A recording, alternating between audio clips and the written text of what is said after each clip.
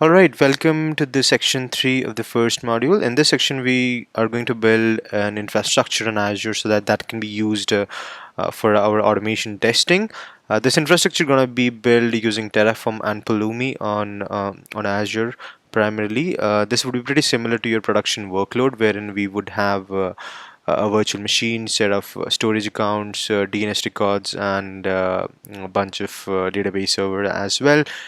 Pretty much what you'll have in your production or non-prod environment, so that we have kind of the similar environment what we generally have in a real line environment. So without further ado, let's get started. So what I've done is I've cloned a repo. Now this repo can be cloned from using the Jumpstart Terraform 0.2 on Azure repo available on GitHub. I've already given the link, so I'm just pulling the latest code. Make sure that there is the latest one. Yep. So if you go to the main file, you would notice that we've got bunch of things happening over here. So we're starting with an Azure resource group. We're creating a bunch of storage account, containers, DNS zone, security groups, Cosmo DB, storage account as well, and then subnet, private IP, network, virtual machines, multiple virtual machine with tags in it. Pretty similar what you'll have in your environments. If you're new to Terraform, I would urge you to view some of the courses I've got for Terraform, so that you can get started. Even if you are pretty new, this should be pretty straightforward. What you just need to do is you need to run a Terraform inet, which is going to initialize your Terraform module and download all the required plugins. In this case, it's going to be Azure. I'm going to run a plan. Now this plan going to be giving us a brief overview of what it's going to build, what all components we've built. It's going to make sure that whatever we have defined in the code, that's all it should be building up. So we should see almost 20-25 resources. So we've got nearly resources, around 29 resources, with all the resources we've defined, likes of virtual network, and then we've got the virtual machine, bunch of virtual machine. We're not creating a single virtual machine, we're creating multiple one. We've assigned tag also to our virtual machine, and yeah, that's about it. Go ahead and do a Terraform apply with an auto approve. And if you go back to our portal, I've already got my portal ready. So if you go over the resource group, right now we won't have any resource group, but as Terraform starts building the resource group for us, we should see some of the resource being created right on Azure. So it's already started creating some of the resources, like the random password, which would be used to log into our Azure virtual machine. The username is going to be test admin.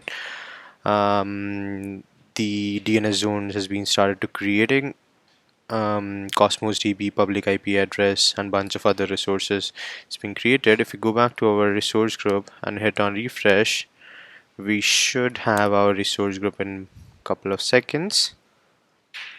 Now idea is to keep your testing infrastructure, whatever infrastructure we're gonna create to test, as close to your real environment, so that we're not just creating a hello world application or an infrastructure, just a virtual machine.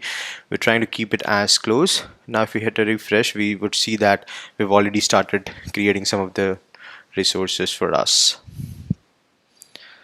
and that's going to take a few of the seconds. Now your infrastructure could be created using any of the infrastructure as a code tool. I'm using Pulumi and Terraform because these are the widely used. Terraform is the topmost infrastructure as a code tool used. However, if you're using Ansible, Chef, Puppet, or manually creating, doesn't matter.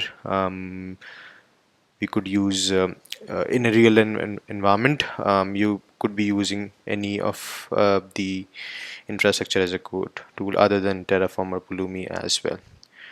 So we've got majority of our virtual machine being set up, majority of our resource being created.